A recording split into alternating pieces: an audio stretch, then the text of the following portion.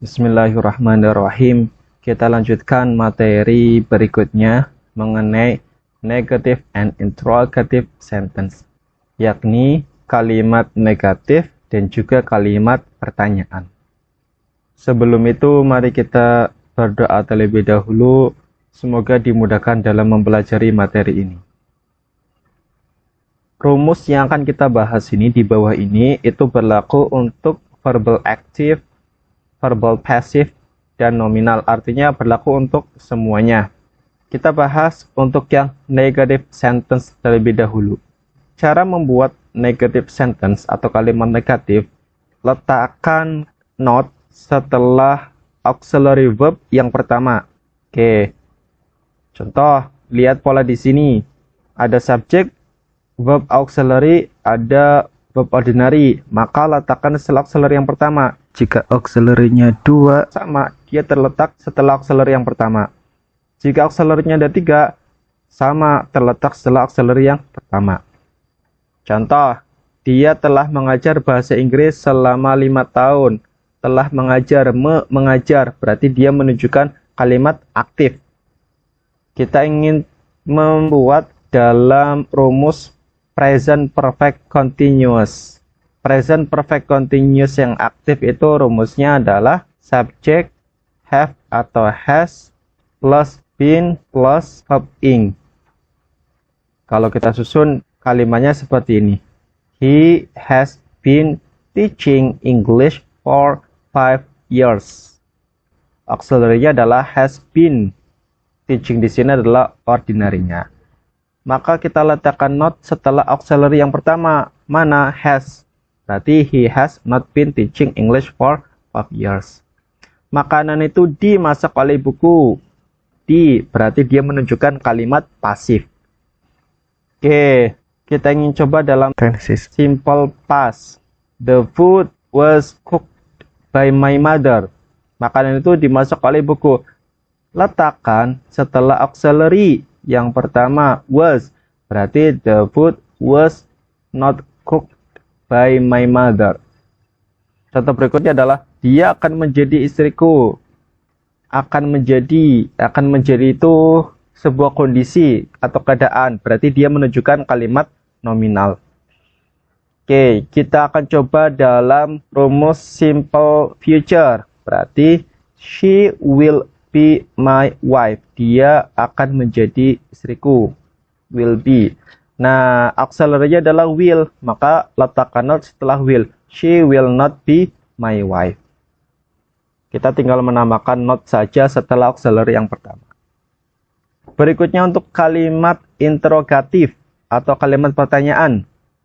Polanya adalah letakkan auxiliary verb pertama sebelum subjek dan auxiliary verb yang lainnya setelah subjek. Jadi, jika auxiliary-nya 1, maka letakkan sebelum subjek, ordinary-nya setelah subjek. Jika ada 2, berarti yang pertamanya sebelum subjek, yang keduanya setelah subjek. Jika ada 3, auxiliary yang pertamanya sebelum subjek, yang kedua dan yang ketiga setelah subjek. Tinggal kita geser auxiliary yang pertama sebelum subjek saja. Dia telah mengajar bahasa Inggris selama 5 tahun. Mengajar berarti kalimat aktif. Contoh kita ingin membuat dalam present perfect continuous. He has been teaching English for 5 years.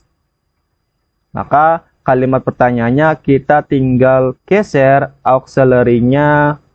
Ini ada auxiliary has been. Kita geser auxiliary yang pertamanya has sebelum subjek. Berarti has he been teaching English for 5 years. Contoh yang kedua, makanan itu dimasak oleh ibuku. Simple past. Nah, dimasak berarti kalimat pasif. Kita coba dalam tensi simple past. The food was cooked by my mother. Kalimat pertanyaannya tinggal kita pindahkan saja auxiliary-nya sebelum subjek. Was the food cooked by my mother? Contoh berikutnya, dia akan menjadi istriku. Simple future. Karena akan menjadi itu keadaan atau kondisi, maka dia termasuk kalimat nominal. Kita akan coba dalam simple future. She will be my wife. Ketika kita rubah menjadi kalimat pertanyaan, maka tinggal kita geser saja. Will she be my wife? Auxiliary yang pertama kita geser sebelum subjek. Berikutnya, ada sedikit catatan. Catatannya adalah ada rumus khusus untuk simple present dan juga simple past pada verbal aktif. Kenapa dia punya rumus khusus? Karena dia tidak memiliki auxiliary. Teman-teman kalau lihat rumus active voice yang sudah kita pelajari sebelumnya, ada 16 rumus, semuanya memiliki auxiliary verb tambahan. Hanya simple present dan simple past saja yang dia hanya memiliki verb utama. Rumusnya tidak memiliki auxiliary verb. Karena dia tidak memiliki auxiliary verb, maka dia ada rumus khusus. Nah, simple present rumusnya adalah subject plus verb 1 SIS. Ketika kita ingin merubahnya menjadi negatif, maka ada tambahan do atau does sebagai pengganti auxiliary-nya. Berarti polanya adalah subject do atau does plus not plus verb 1. Ingat harus verb 1 ya, jangan verb 1 SIS. Do atau does itu wajib ketemu sama verb 1. Sedangkan untuk pola pertanyaannya tinggal kita pindahkan saja do atau does-nya terletak sebelum subjek. Do atau does plus subjek plus verb 1. Berarti do sama does ini sebagai pengganti dari auxiliary yang tidak ada pada rumus tersebut. Untuk simple past juga hampir sama. Rumus positifnya adalah subjek plus verb 2. Untuk negatifnya, auxiliary-nya kita munculkan menggunakan did. Subjek plus did plus not plus verb 1. Wajib verb 1 ya. Tidak boleh dia verb 2. Verb 2-nya sudah diwakilkan dengan kata did di sini. Interrogatifnya berarti kita tinggal merubah posisinya saja. Did-nya kita letakkan sebelum subjek. Did plus subjek plus verb 1. Tanda tanya. Contoh. Dia menonton film animasi setiap hari. Simple present. He watches an animation movie every day. Nah, kita bisa lihat di sini verbnya berupa watches. Watches itu merupakan rumus dari simple present. Tidak memiliki auxiliary-nya di sini. Karena dia tidak memiliki auxiliary, munculkan auxiliary. Simple present auxiliary-nya berupa do atau does. Karena dia menggunakan he, pasangannya adalah does. He does, baru kita tambahkan not. Not, verbnya harus verb 1 ya. Ini harus berupa verb 1. Tidak boleh verb 1 SIS. He does not watch an animation movie every day. Nah, kalimat pertanyaannya tinggal kita geser saja. Does-nya di depan. Does he watch an animation movie every day? Watch-nya harus berupa verb 1. Contoh yang kedua, untuk yang simple past. Dia menonton film animasi kemarin. He watched an animation movie yesterday. Berarti karena dia simple past tidak memiliki auxiliary, kita munculkan auxiliary berupa did. He did not watch. Harus berupa verb 1 ya, jangan verb 2. Karena sudah diwakilkan menggunakan did untuk past tense-nya. He did not watch an animation movie yesterday. Contoh yang pertanyaan berarti tinggal kita geser saja did-nya sebelum subjek. Did he watch an animation movie yesterday? Itu untuk rumus khusus untuk simple present dan simple past pada verbal aktif. Ada rumus khusus yang kedua untuk simple present dan juga simple past pada nominal. Sama karena dia tidak memiliki auxiliary. Kalau untuk yang pasif semuanya punya auxiliary, teman-teman bisa lihat. Ini semuanya ada auxiliary. Untuk yang nominal, simple present sama simple past-nya dia juga tidak memiliki auxiliary. Ini adanya ordinary. Bedanya adalah kalau yang verbal aktif tadi atau yang active voice tadi dia menggunakan do, does ataupun did. Untuk yang nominal dia tidak memerlukan tambahan, tidak perlu memunculkan auxiliary yang lain, tetapi dia hanya menggunakan ordinary verb itu sendiri. Oke, intinya adalah untuk membuat kalimatnya ada sedikit tips atau langkah. Cari auxiliary verb-nya. Ada atau tidak? Jika ada, maka gunakan auxiliary-nya. Gak perlu memunculkan auxiliary baru. Seperti rumus yang di atas, yang di awal tadi. Ini karena mereka memiliki auxiliary semua, maka kita tinggal menggunakan auxiliary-nya itu sendiri. Tetapi jika tidak ada, kalau kalimatnya adalah aktif, maka gunakan do, does, ataupun did. Jika tidak ada auxiliary-nya, tetapi kalimatnya adalah nominal, maka gunakan ordinary verb-nya. Contoh, buku itu dijual di toko buku depan rumahku. Simple present. Berarti dijual itu kan merupakan passive voice ya, dijual. Kalau passive voice itu pasti dia memiliki auxiliary semua, apapun rumusnya. Simple present-nya ini rumusnya. Subject am is are plus verb 3.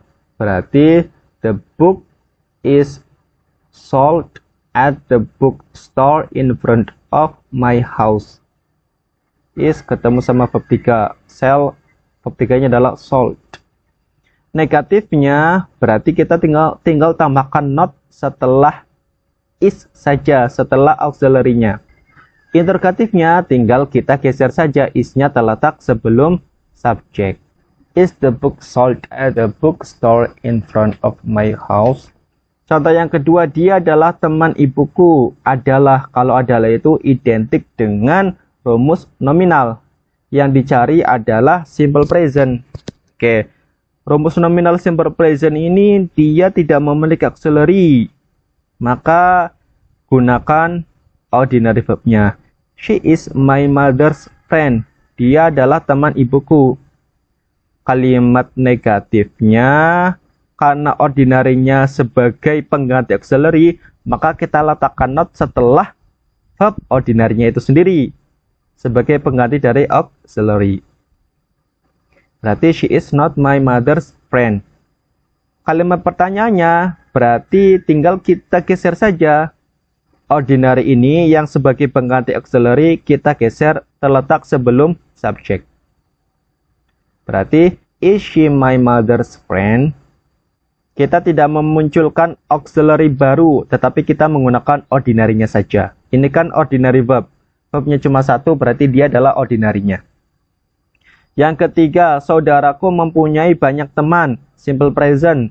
Mempunyai merupakan active voice. Simple present. Oh, kalau simple present active voice, berarti dia ada rumus khususnya. Kenapa? Karena simple present pada active voice itu dia tidak ada auxiliary-nya. Berarti kita tambahkan do atau does. My brother has many friends. Untuk negatifnya berarti kita munculkan do atau does. Karena di sini menggunakan my brother, berarti kita gunakan does. My brother does not have many friends. Pertanyaannya berarti kita tinggal geser saja. Does my brother have many friends? Itu untuk rumus aktif, pasif, nominal, bentukan negatif ataupun interrogatif. Sedikit tambahan saja, ini pengetahuan tambahan saja ya. Negative contraction atau penyingkatan bentuk negatif digunakan dalam percakapan sehari-hari atau tulisan informal. Jadi ini teman-teman bisa gunakan dalam percakapan sehari-hari ataupun dalam penulisan informal. Umumnya penyingkatan negatif itu tinggal tambahkan n, atas t.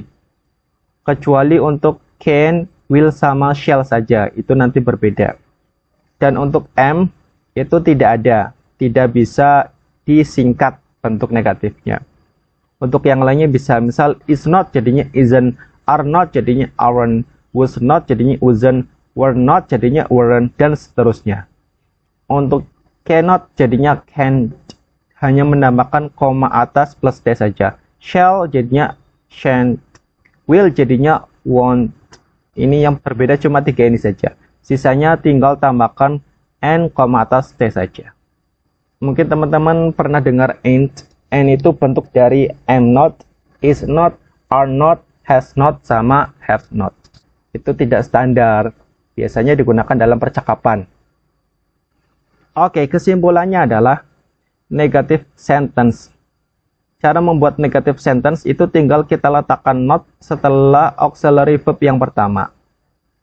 Kalau kita ingin membuat interrogative sentence, tinggal letakkan auxiliary verb yang pertama sebelum subjek saja. Auxiliary verb yang lainnya terletak setelah subjek. Ini auxiliary verb yang pertama sebelum subjek, sisanya setelah subjek. Langkahnya, cari auxiliary-nya. Apakah ada auxiliary atau tidak? Kalau ada, maka gunakan auxiliary verb tersebut. Ini gunakan rumus yang ini. Tetapi jika tidak ada auxiliary-nya, khusus untuk simple present dan simple past yang aktif, maka gunakan do, does, did untuk mengganti auxiliary-nya. Sementara itu, jika tidak ada auxiliary-nya, khususnya untuk kalimat simple present dan simple past pada kalimat nominal, maka kita bisa menggunakan ordinary verb-nya sebagai pengganti dari auxiliary verb-nya itu sendiri. Oke, mungkin cukup sekian yang bisa saya sampaikan. Mudah-mudahan teman-teman bisa memahami apa yang telah disampaikan dan bisa bermanfaat untuk semuanya. Everyone can be better.